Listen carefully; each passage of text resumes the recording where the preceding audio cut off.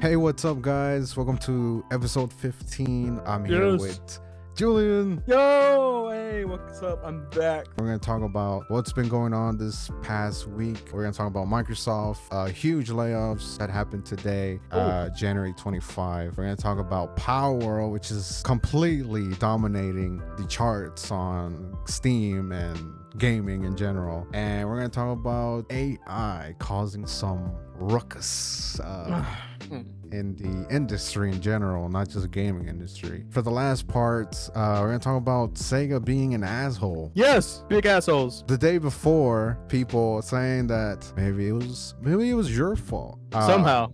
Yes. So let's start with Microsoft. Huge layoffs that happened today. Microsoft head of gaming Phil Spencer has confirmed that there was about approximately 1,900 layoffs today across Activision, Blizzard, and Bethesda and Xbox. What? Yes, Phil Spencer said that the decision had been made after Microsoft and Activision Blizzard's leadership team set priorities, identified areas of overlap, and ensured that we're all aligned on the best opportunities for growth. Alongside the layoff news, Blizzard president Mike Ibarra has confirmed he decided to leave the company. Blizzard's previously announced survival game, which they announced a couple years back. They're working on a survival game, and well, we have learned today that that game has been officially canceled. Damn. The layoffs come just 3 months after Microsoft's completion of its $69 billion acquisition of Activision Blizzard. Also, a couple weeks ago, not that far ago,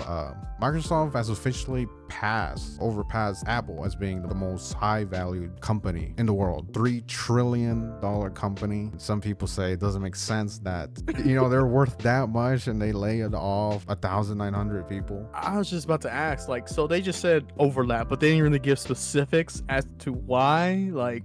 Was these 1,900 people really necessary to lay off? They're making room? So Jez Corden on Windows Central reports that the entire internal customer support team at Activision Blizzard had been let go. In addition to customer support layoffs, Corden says that Microsoft has shut down departments dedicated to bring Xbox games to physical retail. The move signals that Microsoft is set to move entirely away from physical media in the near future. Oh no. It's expected that the next version of its Xbox Series X console will be digital only, which is crazy because they, like this report says, they laid off the people that bring these games to physical media, which is grim for the future because that's where the industry is heading. Everything's going to be digital, and it seems like that's where Microsoft is heading to. Sounds like a big business move, in my opinion. I don't like digital media, I'll be honest. Sometimes my hand is forced. Alan Wake 2, looking at you.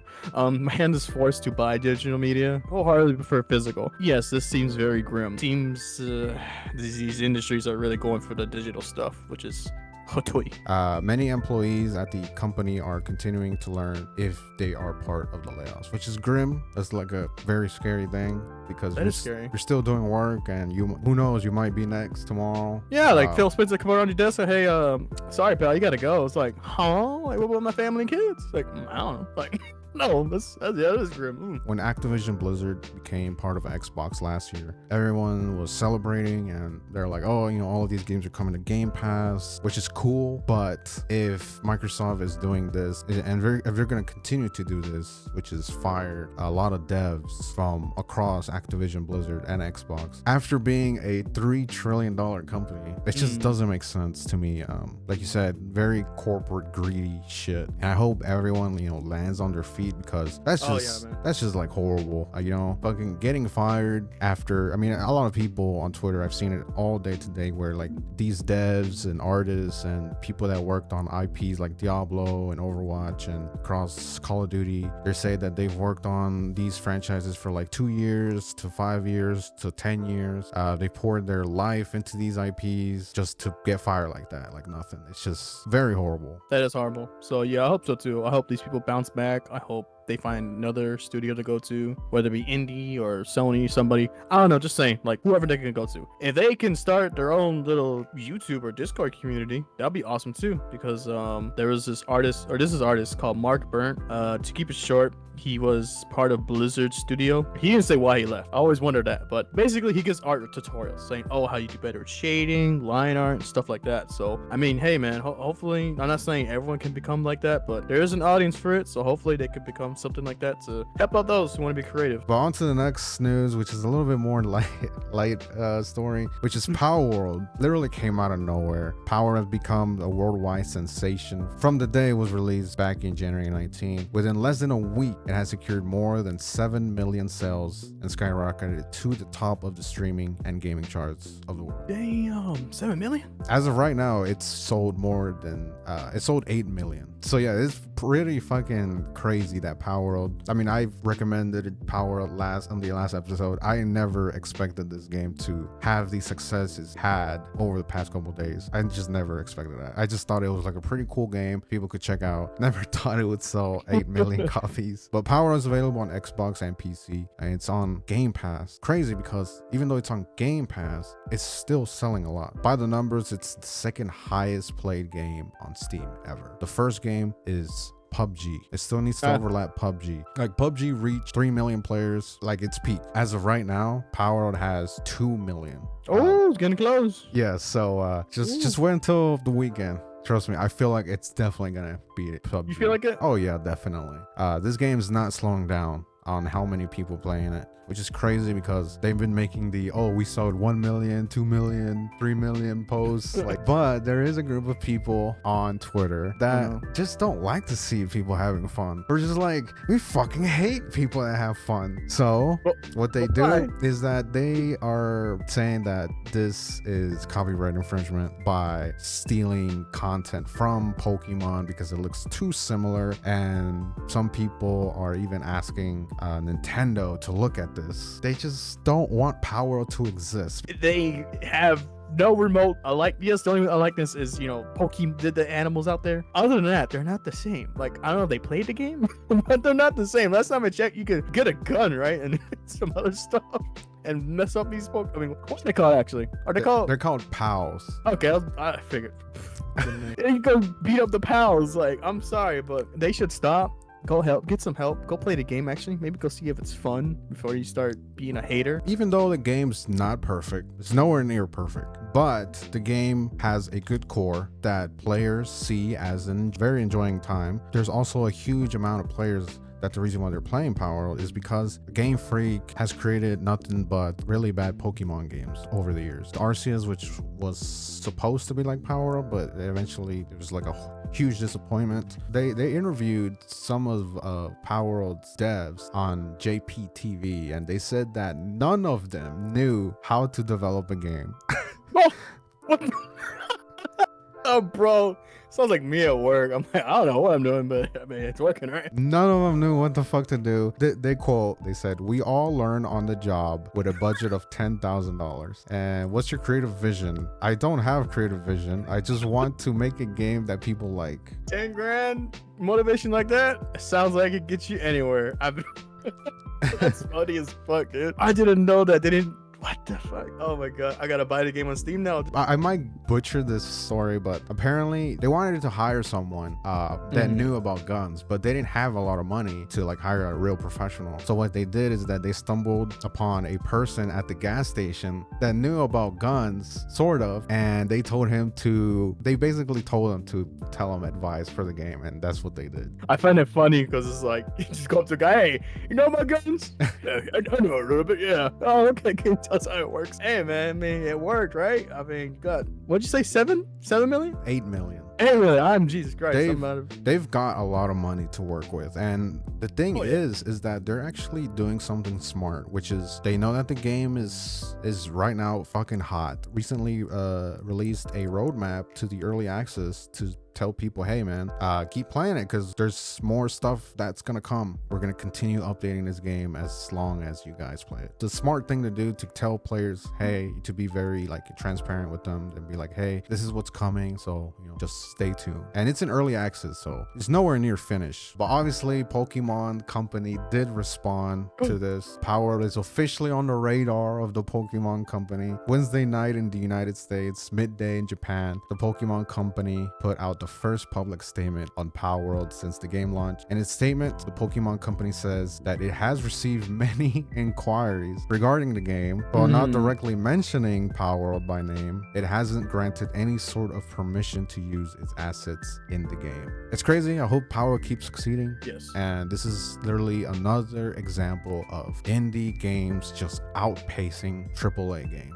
It is. It's insane that these indie games, the only ones that come to mind are these two, Palworld and Levion Company. I'm pretty sure I'm missing more, to be honest. Regardless, these indie games have been rocking it. Now, let's go to the next topic, which is a very controversial one. We all know that AI is becoming a norm in the industry. Like a couple years back, we just, when many articles would come out and say like, oh, AI is going to be something that we should worry about because it might affect some of us. And we just ignored it because we just like, we don't feel like AI is at that point yet. Scary enough, it actually is for some people. And AI seems to heavily affect the art community. We've seen it in development of games and development of movies. I believe last year, Artist Alley, there was a dude who was selling AI art pictures for like ridiculous prices, and almost all artists on Twitter were just livid again, upset because it's hard to get into that Artist Alley. It's like a very exclusive type of deal. Regardless, this AI art is really affecting the art community severely. It's not helping when tech companies like Microsoft and Google, they're trying to develop AI as much as they can, creating these chat GPT and creating these Bing image creators. Like, this is becoming like a norm in the industry, and it's saving money for these companies, for these big companies, which is a threat to a lot of jobs for artists and designers. And it's really hard to fight it because I believe, like Muda said in one of his videos, AI will never slow down. It's something like the genie got out of the bottle type of thing. Like, you can't put it back. That's Pandora's box right there. Because AR just starts like adapts, it grows more and more. Like a year ago, it'll probably look goofy, but now but the point is, it looks like, holy Jesus, it looks like someone actually drew this. And until you actually look closer, but regardless, it's looking more and more refined. So it's scary. You, Julian, being an artist, just this last section on it. And what do you give younger artists? Like, what do you suggest they should do to fight this? I would suggest this sounds crazy, but I would suggest to learn from some of it. By that I mean learn how AR art depicts these certain images that you're looking for. Like for me, what I illustrate on my own time is not safe for work art, and sometimes these AR art generate some, I will be honest, really great looking art. I'm like, dang. Obviously, you look closer, it's not made by a person. My point is to learn from what that image created, and then you can gain from it, so that way when you put your own original spin on it, people will be like, oh, okay, like you're improving by a lot. So I would say learn from it. Don't take advantage of the system and try to get ahead and say, oh, look what I made, guys. Because eventually people will call you out. There's been many not safe for work artists that got called out on Twitter, and they got immediately just botched. A lot of followers lost, a lot of support lost. They're trying to bounce back, but I mean, it's hard when you start posting AI art. So definitely learn from this. Take advantage of it in a way to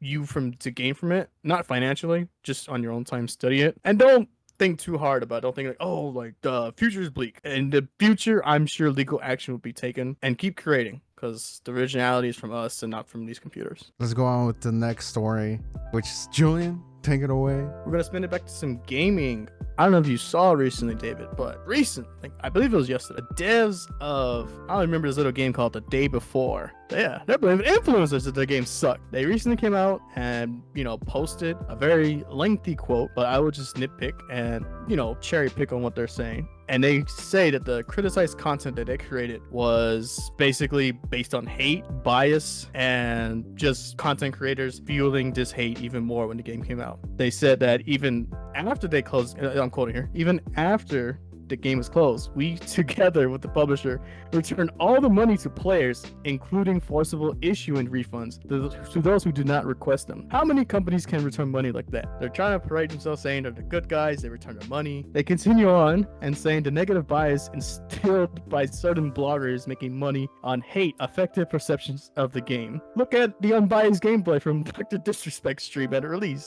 Despite initial bugs and server issues, he liked the game, which we fixed later, and the game received improved reviews over the weekend. Unfortunately, the hate campaign had already inflicted significant damage, end quote. So basically, these guys are blaming influencers, YouTubers, and such because they think for some reason they targeted the game as like hate speech or something like that. In reality, they were scammers. They scam people. They say that, oh, in the trailer, we showed everything that's in the game. But really, when you play it, when you see other people play it, none of those things are in the game or in the final product. So regardless of what these devs promises and said, oh, this was shown in the trailer, at the end product, it wasn't. And that's why they're being called scammers. Heck, even their tweet, I believe under it, if I'm looking correctly, it says their claim that the finished product only had minor changes from the release trailer is a blatant lie, as demonstrated in this video. This game was still a scam. Speaking of scamming people, Sega. Oh man, I did not expect this from them. They are some recent fire from the Yakuza community. I was only brought to this because of Mutahar, I'll be honest. You know, the game's gonna come out tomorrow, I believe. I myself am excited, others are as well. Recent discoveries have been made about, you know, the pre-orders. Apparently, you know, you get the little pre-order bonuses. You get the standard edition, deluxe edition, open edition. You know, all the games do that. Regular edition, just a game. Nothing much. You're not missing much. Deluxe edition, this is where it gets, you know, a bit juicy. You get to explore a bonus dungeon, which who knows how big that is, because in Yakuza games or recent ones, dungeons could be big or small. Either way, it should be part of the fucking game because it's a dungeon. It's part of the system. But okay, I guess you gotta pay some more. And then another edition, New Game Plus. So you have to pre-order a deluxe edition to unlock New Game Plus, which in almost every video game, Elden Ring, God of War Ragnarok, Even Skyrim, Bethesda games. Yeah, thank you. Even Bethesda games have New Game Plus. So this ticked off, even including me, a lot of people on why is Sega doing this kind of practice? Why are you forcing us players who are really, you know, fans of these games to pay out more? Which I really hope people aren't gonna do that because I certainly am not. I don't know. I feel like some people might cave in and be like, well, I want New Game Plus. Like, no. I've seen so many reports that the game Infinite Wealth, it's actually really fucking good, and some people are even calling it the best Yakuza game of the series. But this obviously doesn't help when you're charging $15 for New Game Plus. This is, like you said, some Konami type of shit where they try to sell you a save slot on Metal Gear Survive a couple years back, and everyone lost their shit. And they gave Konami the right fucking business. This is gonna be a little bit harder because this might actually be a really good game, and some people might be like, well, this is a good game and I don't mind giving Sega $15. Just letting you know, this is a normal feature. Like Julian says, this has been on other games for free. You should not be paying extra money for a simple feature like New Game Plus. Like you said, Julian, that Sega is just practicing these exercises where like they're saying, let's see if fans actually buy this shit. You guys, the Yakuza fan base, need to hold the line. Don't buy this, complain about it, because eventually they will, you know, reverse their decision on this. Fellow Yakuza fans, please, oh please, buy the base game. Like just the base game. Don't shell out $85 or $110. Don't shell out that money. That money could be go something else. So hold the line, damn it. But guys, thank you very much for watching. We'll see you guys on the next episode. Peace. All right, peace.